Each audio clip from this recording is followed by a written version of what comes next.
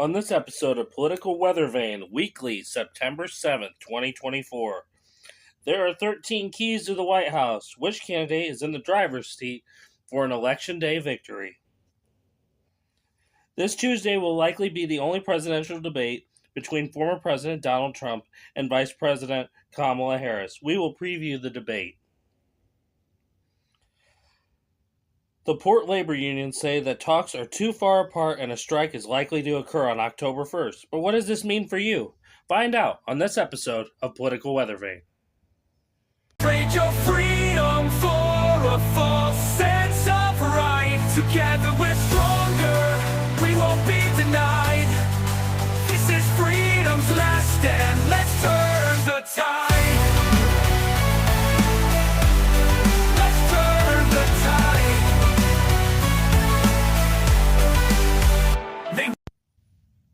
This is Political Weathervane. I'm Ben.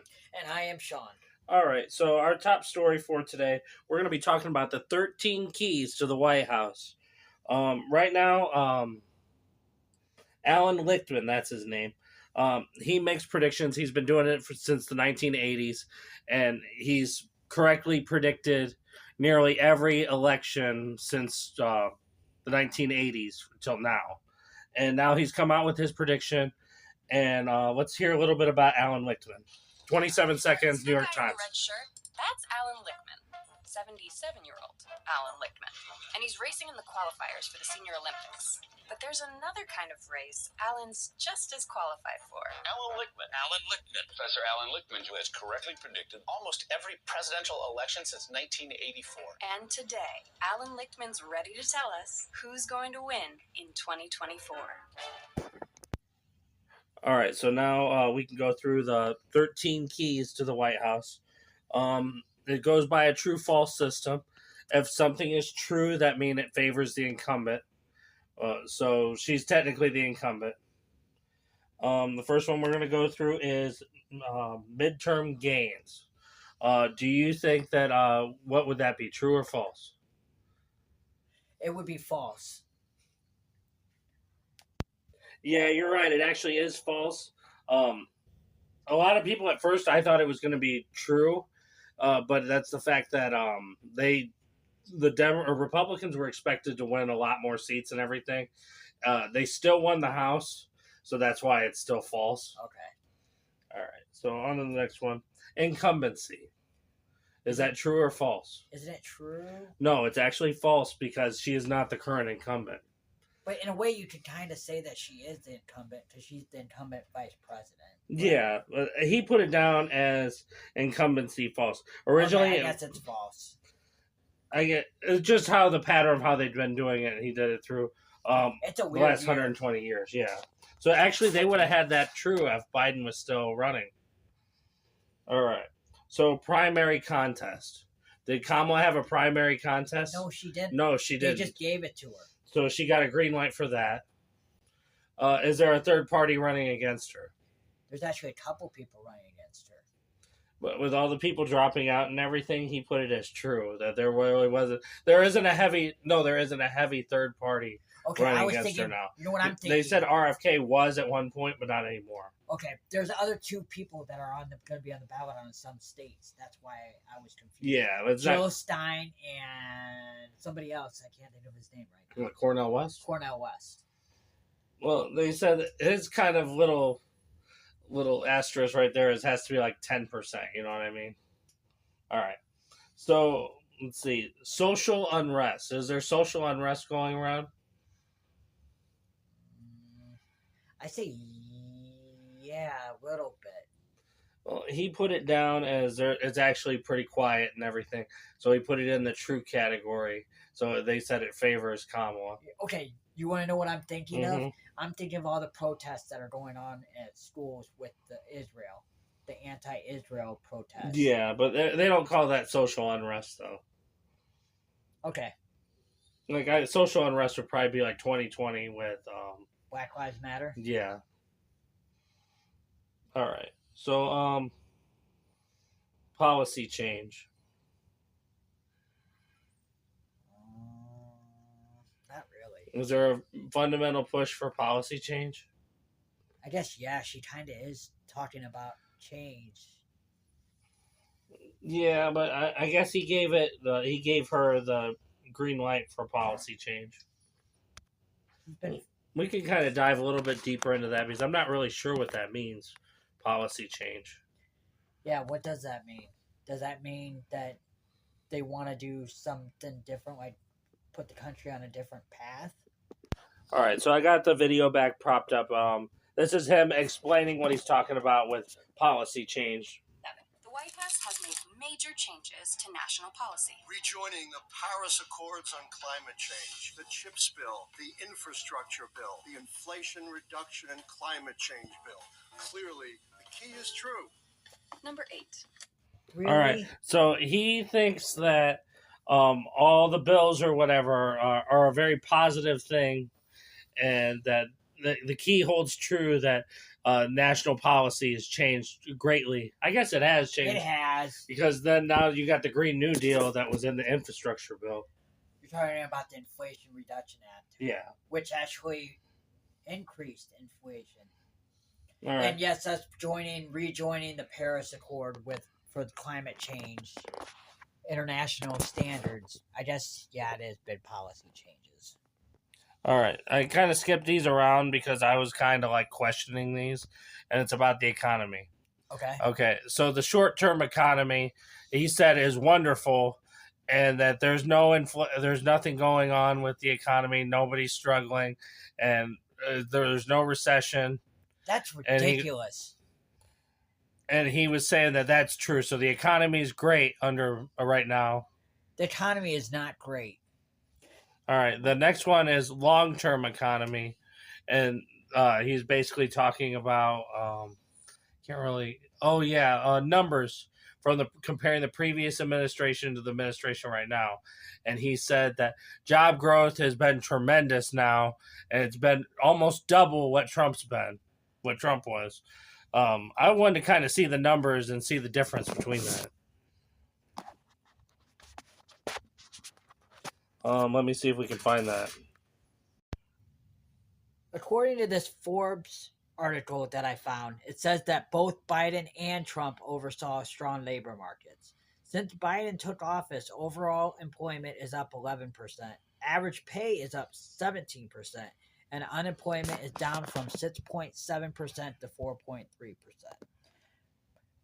With Trump, his most impressive labor market feats were unemployment declining from 4.7% to as low as 3.5% in late 2019 and early 2020, which tied the lowest level since 1969, and wages growing by an inflation beating 15% over his 4-year term. But what they're not putting in account or taking into account is all the stuff that had to shut down because of COVID. Yeah, I was saying how much of that growth was just from 2021 when he entered office. Yeah. Like, he walked in and then they go, okay, we're all coming back now. And they're counting that as part of Biden's growth, and that shouldn't count as part of Biden's growing the economy. Yeah, I think in most cases, his system or whatever is factual, and it's probably very accurate, like how he does his system. But you can't take into account the pandemic. Yeah, they never take into account the pandemic. All right, Okay. what's the next? White House scandals. Has Joe Biden had very many scandals? I say yes, but the media really hasn't. Not enough to pinpoint him and being like locked in a big scandal like Watergate Okay. or anything like There- that. But There's So- been many scandals. so they say the key holds true for the Democrats. There was little scandals. Yeah. When I say many. All right. Does the incumbent have charisma? The incumbent party, Not really. Kamala Harris. He says no, that she doesn't have the charisma. Does the challenger have charisma? I think Trump has charisma. Yeah, he says the challenger does have charisma. What's the next one? All right.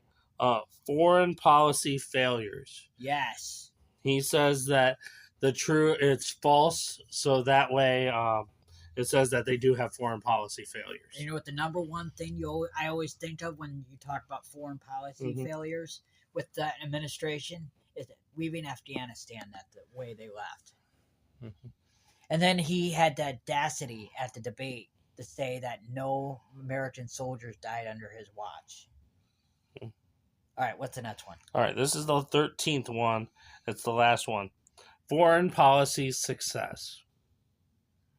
Is there any success that they've had? I can point to some things that Trump success foreign policy, but I'm trying to think if there's anything with Biden. He put it down as false, minimal to no. I can't really think of any. He said that if anything, well, he didn't make it in the video. Like, they just basically dumped the last two and didn't explain why. Because they're like, it doesn't matter because Kamala wins in the end. Like, they literally don't mention foreign policy in the video at all. They just, like, simulate and goes, it doesn't matter if they won or not. No, it doesn't matter because Kamala still has 7 and Trump has 5. And so they didn't even explain it. So he might be wrong this year. We'll see. Well, I think that he's wrong in the sense that of the economy. Those 2 questions with the economy, I don't agree with him on. I don't agree that he says that there's nothing going on with the economy. There's nothing to worry about. That everything is great, sunshine and lollipops. Yeah. But I think that if he turns around and is wrong, he's just going to adjust those 2 things with the economy. And goes, oh, I was right. You know what I mean? Okay. Later on. Yeah. So I guess that means you're standing by your prediction. Kamala Harris will be the next president of the United States. At least God help that's my us. prediction. Welcome back to Political Weathervane. This Tuesday will likely be the only presidential debate between former President Donald Trump and Vice President Kamala Harris. Many of the things that this was a pre-planned debate back when Joe Biden was the candidate for the Democrats. Kamala tried to change some of the rules. Do you remember some of the things that she wanted to change? Didn't she want to make it that their mic wouldn't be muted? Yeah, she wanted Donald Trump's mic, in particularly, not to be muted because she didn't think that Donald Trump doesn't look as good when he's just off the cuff talking. She wanted him to talk over her and try to make all this, make him look unprofessional, I guess. So, what are some of the things you're going to be looking for at the debate on Tuesday?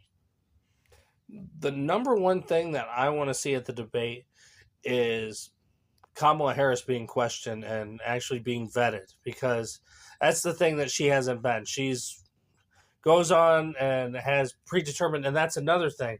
She wanted them to have notes. Oh yeah, and wanted to have like sit at a table and her to have her notes with her while she debated Donald Trump. And the rule is that they can have a notebook, but they can't have already written down. No, all you get is one piece of paper and a pen and a glass of water. So most of the people in America, I think, have already made up their mind on who they're going to vote for. I think there's a small percentage of people who haven't made up their mind yet. Do you agree with that? Yeah, I think so. I think a lot of people that are with the Democrats, do you think she just basically rejuvenated the party? Yeah. And those people who were originally going to show up before they found out that Joe Biden wasn't capable of running for president. Yeah. He's not capable to run, but he's capable to run the country. Which doesn't make much sense. Oh, are you obvious now? Yeah, but anyway. So I think the deciding vote, Trump needs to appeal to people in Pennsylvania and in Wisconsin. I'm not really worried about Ohio or Florida. Do you think he's going to sway independents, though, if he's able to prove that Kamala Harris isn't the person that she's making herself out to be right now? Yeah. Because she's trying just to coast into this election without being vetted, without any knowledge of... She's just playing ignorance. And she's flip-flopped on so many issues. Like, she said before that she was against fracking, wanted to ban fracking, and now she all of a sudden doesn't seem to mind fracking too much. Yeah, well, she needs those votes in Pennsylvania, and that's pretty much where a lot of fracking happens. Do you think Trump should be on his best behavior? I think he should play it safe. I think he should just do what he did against Joe Biden, honestly. And let Kamala speak. Well, let her speak, but he's going to have to make sure that she's properly vetted too, just like he did with Joe Biden. Make statements, say how radical she is, and have her defend her own remarks. It'll also be interesting because have you heard who Trump is getting help by with the debate? Yeah, I have. Tulsi Gabbard. Yeah, she played a pivotal role in ending her Uh-huh. first campaign. So it's going to be interesting to see what Donald Trump shows up on Tuesday night. Well, I think that it's going to determine a lot. I really hope the moderators are right down the middle. And that's one of the things that's probably the only thing that really concerns me. I know Donald Trump can hold his own. Oh, yeah. And she's not actually very good at debates. No. She has a long history of not really being good at debates. Yeah, this probably will decide a lot of the election, I think, in my opinion. Especially if this is the only debate. Yeah. I wish there was more debates than just this one. Yeah, there definitely needs to be at least two minimum. At least two. I'm going to be on Dion's Daily Dose podcast for a live reaction to the debate on Tuesday. So it'll be interesting. Check us out. Yeah, Dion's Daily Dose. It's on Facebook. It's on YouTube. It's on wherever you get your podcasts. So if you want to, check them out. All right, and we'll be right back with the final segment. All right, we're back with the final segment. Basically discussing the unions for ports into the United States of America. They're planning to go on strike because they can't reach a deal. And come October 1st, they plan on going on strike. This is going to affect a lot of people, according to the supply chain. They're hoping to get a deal done, but it says they're too far apart. I remember something similar to this happening 2 years ago, and at the last minute, the Biden administration was able to come to a deal and able to kick the can down the road. I guess it's that time now to where we've reached the can again. I know that there's a lot of concerns this could affect the economy. I guess that there's a law in place that can force the government for them to go back to work after a cooling off period. That's called the Taft-Hartley Act. But a lot of people are saying that if they're forced to go back to work, it's just going to cost them more money because, it threatened a slowdown, which means that they're just going to work very slowly. They're going to be forced to work and they're not going to really want to work. There's a lot going on here, and they got to come up with a deal. I guess this happened before in 2022 with the rail strike. Something to note, too, if you think inflation is bad now, just wait until if this strike happens. That's going to cause inflation even worse. Don't you think? I know it'll affect the economy and things will cost more because it'll be a lot harder to get things. I guess it will inflate the price, but it won't permanently inflate the price. It'll be like inflation, but it'll be for the short term because... But still, everything will go up again. That'll probably make gas skyrocket and groceries, everything. Yeah, that's why it's very important, though. We get all these things imported from other countries, and we're not going to be able to bring them in because they're going to go on strike. That's one of the things to make sure that we should be energy independent, is then we wouldn't have to deal with this. And you're right, it's going to make gas prices spike, and prices of everything are going to go up. And the funny thing is that this isn't really being talked about very much. It's being talked around in the business sector, like CNBC's talking about it, and the business financial, because they understand how big this is. Do you think that they're going to force them a deal, give them whatever they want? Probably. Because they're pretty much at their mercy. Because this could take... This union's been around for close to 200 years. And what they're doing to us is not fair. These companies are making billions of dollars, and they should take us along. Daggett said at a union meeting. We brought them where they are today, and now they just want to get rid of us. This gets bad enough. This could take the Harris presidency, like her candidacy. Oh yeah, definitely. It could affect us politically as well. Yeah. Just especially if the economic downturn, because the futures market's going to look at this and it's going to go That's down true. because they're going to be like, okay, you need to get a part from another country or something in a shipping container. Yeah, good luck trying to get it. You know how long it's going to take. Our supply chain is going to be bad, just like COVID. So it's a lot to take in. So I think that we should keep track of this. We should just keep a mandate, or like have maybe in the coming weeks or whatever, October, we'll talk about this again. Yeah. And we'll see what happens, because this is very important. Yeah. All right. So I think we could just leave it at that. Don't forget, the debate is on Tuesday. Don't miss it. Dion's Daily Dose. Have a good weekend, everybody.